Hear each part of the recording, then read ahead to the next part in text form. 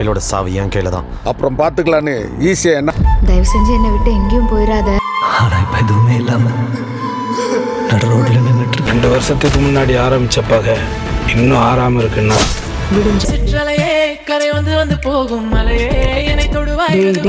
அப்ப எனக்காக என்ன பண்ண போற? இதுக்கப்புறம் என் லைஃபே உனக்கு நாளைக்கு விடியறதுக்குள்ள இவன் அப்ப ஆத்தா கூட பிறந்தவன் பிறக்காதவன் எல்லாரையும் தூக்குங்கடா. சத்தியம் எங்க? வெளியே வாடா. அந்த பொண்ணுக்கு எதனா ஒன்று ஆச்சு கொள்ளுடுவேன்னு சொன்னவன் இப்போ வியாபாரம் பேசினான்டா. சொன்னா கேள்றான். என்ன சுத்தில தப்பு தப்பா நடந்துட்டு இருக்கு. உன்னை இந்த நிலைமைக்கு ஆளாக்கி இருக்காங்க. என்ன பார்த்துட்டு சும்மா இருக்க சொல்றியா? வாங்குற எண்ணம் அதெல்லாம் எதுவுமே இல்லம்மா.